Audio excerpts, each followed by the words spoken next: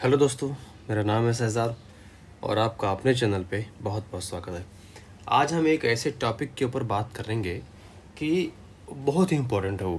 अगर आपने उसको ठीक से स्टडी कर लिया तो मार्केट में आप आपके प्रॉफिटेबल बनने की जो एक्यूरेसी है ना वो 60 to 70% के ऊपर हो जाएगी। देखिए, हम जब कोई भी काम करते हैं तो उसमें हम क्या करते हैं शुरुआत में कि हम बहुत सारे टूल्स के ऊपर या फिर बहुत सारे इंस्ट्रूमेंट के ऊपर हम लोग फोकस करना शुरू कर देते हैं। तो इससे क्या होता है ना कि हमारा जो माइंड है ना वो डाइवर्ट होने लगता है और इससे हम किसी भी एक टूल पे प्रॉपर और कंसिस्टेंटली उस पर हम फोकस नहीं कर पाते, जिससे हमें वो चीज़ ज़्यादा क्लियर हो नहीं पाती है। तो हमें क्या करना चाहिए कि हमें तो पढ़ना चाहिए सारी चीज़ों को, सारे के सारे टूल्स को हमें स्टडी करना चाहिए, लेकिन उनमें जो है ना फोकस सिर्फ एक पे करना चाहिए।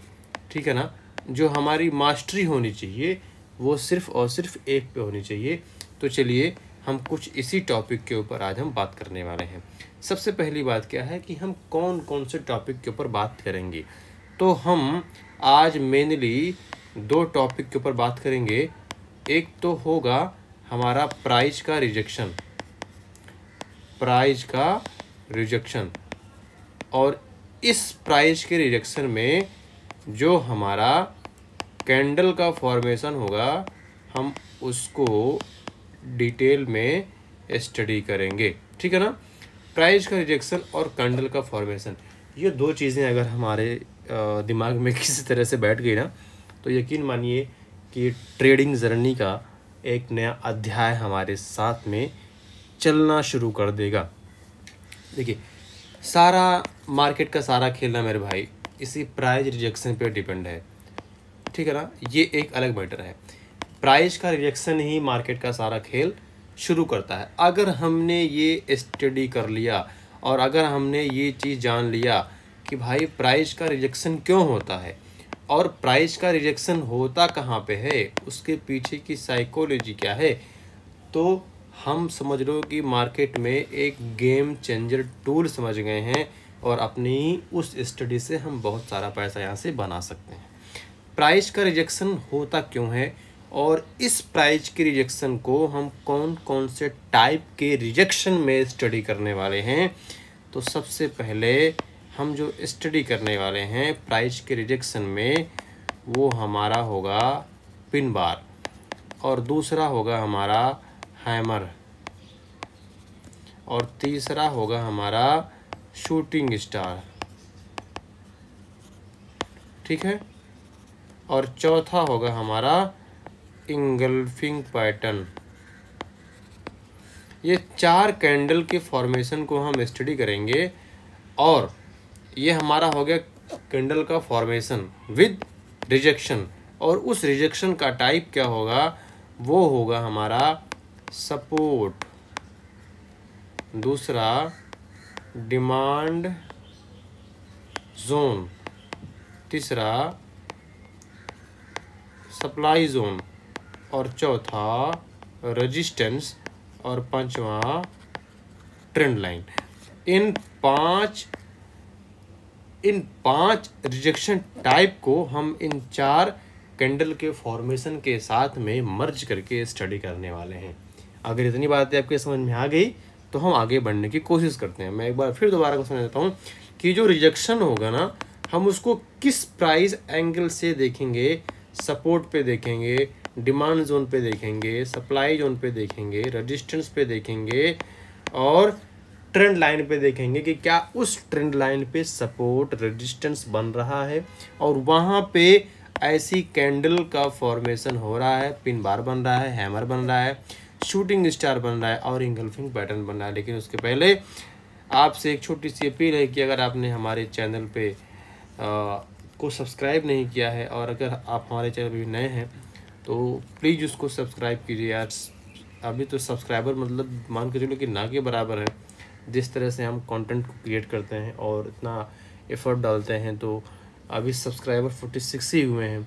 तो अगर हमारे वीडियो से आपको नॉलेज मिलता है और हमारे कंटेंट आपको अच्छे लगते हैं तो चैनल को सब्सक्राइब ज़रूर कीजिए, ताकि जो भी मैं वीडियो अपलोड करूं अपने कंटेंट से रिलेटेड वो आप तक पहुंच सके और आपका भी इसमें नॉलेज ग्रो हो सके।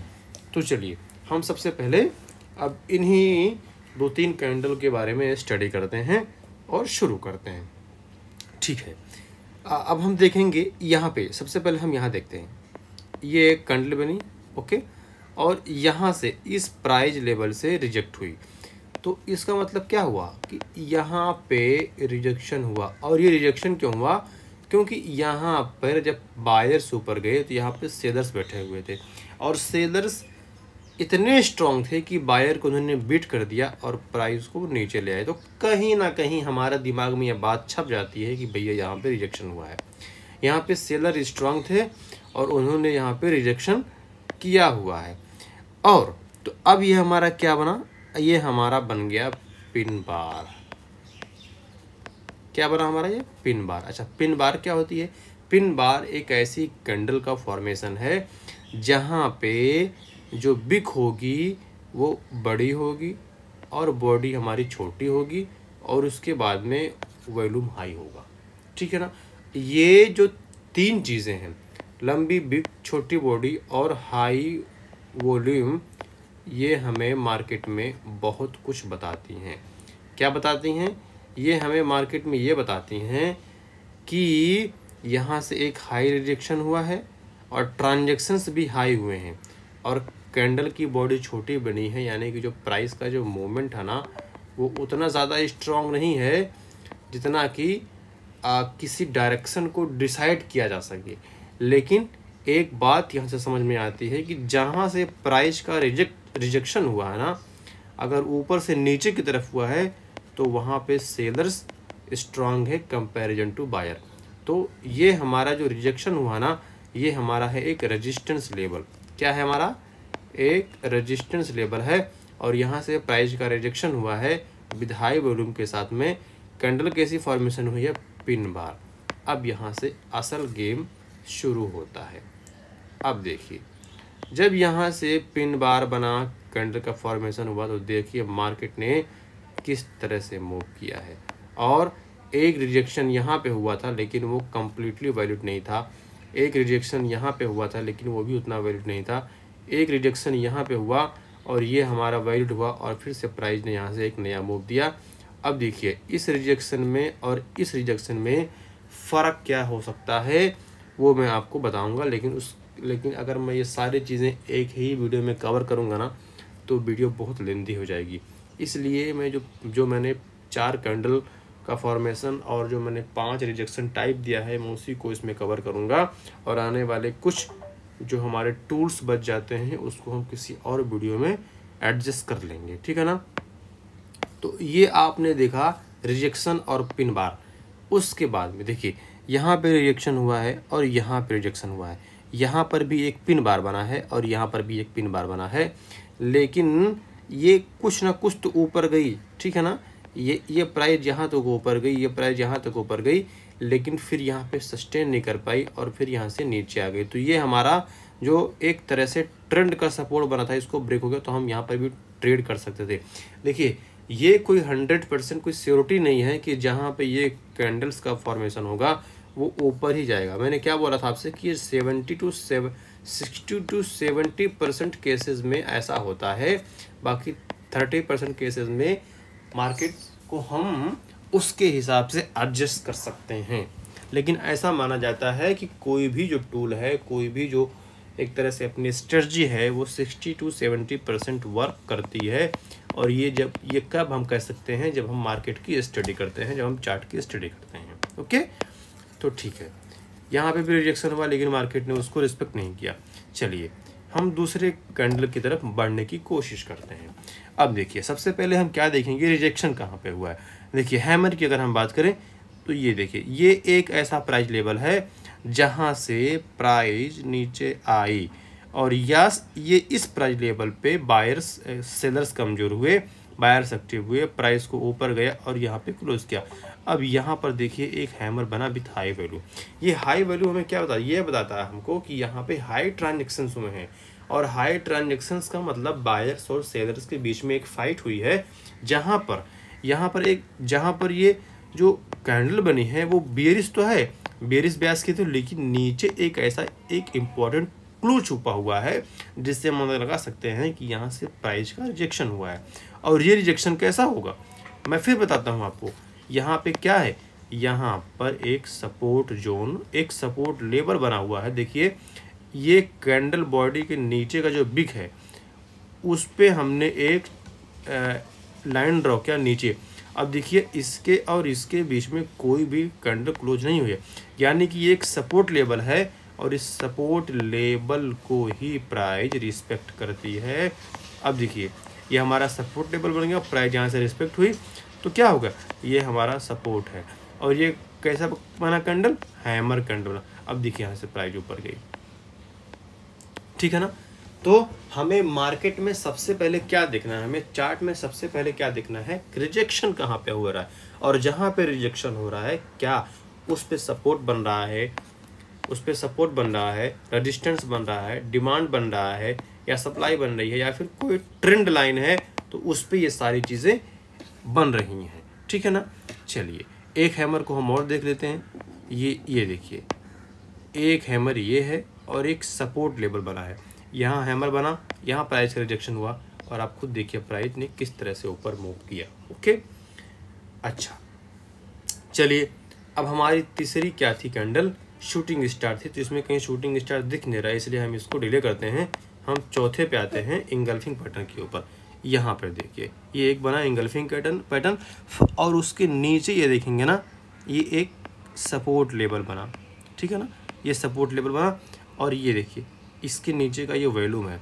इंगल्फिंग पैटर्न मतलब क्या होता है कि वो एक कैंडल को पूरी तरह से इंगल्फ कर ले, यानी कि उसको पूरी तरह से ढक ले। यानी कि अगर सेलर्स यहाँ पे थे ना तो बायर्स इतने स्ट्रांग हो गए कि उन्होंने सेलर्स को पूरी तरह से कवर कर लिया, यानी कि अब मार्केट में एक रिवर्सल आना शुरू हो गया। उसके पहले रिजेक्शन हुआ है और देखिए आप प्राइस किस तरह से ऊपर बूम की हुई है। यहाँ पर भी देखिए यहाँ पर भी देखिए एक रिजेक्शन हुआ है, एक हैमर बनी है और प्राइस किस तरह से ऊपर की तरफ मूव हुई है, ठीक है ना। तो ये था हमारा आज के पूरे इस सेशन का प्रीव्यू और उसका पूरा का पूरा एक्सप्लेनेशन, जिसमें हमने जिसमें हमने 2 चीज़ों को कवर किया। पहला हमें देखना है कि मार्केट में रिजेक्शन कहाँ पे हो रहा है, और अगर रिजेक्शन हो रहा है तो वो रिजेक्शन का टाइप क्या है, यानी कि उसका बेस क्या है, सपोर्ट पे हो रहा है, रेजिस्टेंस पे हो रहा है, डिमांड पे हो रहा है, सप्लाई पे हो रहा है, या फिर ट्रेंड लाइन पे हो रहा है। इन 5 चीज़ों को आप ध्यान में रख लीजिए। और जब यहाँ पे रिजेक्शन हो रहा है तो कैंडल कैसे बन रही है, पिन बार बन रही है, शूटिंग स्टार बन रही है, हैमर बन रही है, या फिर इंगल्फिंग बन रही है। इन 4 कैंडल्स को और इन 5 रिजेक्शन टाइप को अगर आपने स्टडी कर लिया ना तो मार्केट को आपका देखने का नज़रिया चेंज हो जाएगा। आप हर जगह एंट्री और एग्जिट नहीं करेंगे, आपका एक सिस्टम होगा। तो पढ़ते रहिए, मिलते रहिए और चैनल को सब्सक्राइब ज़रूर कीजिए। कोई क्वेश्चन हो तो कमेंट बॉक्स में पूछिए। मिलते हैं अगले वीडियो में। आपका बहुत बहुत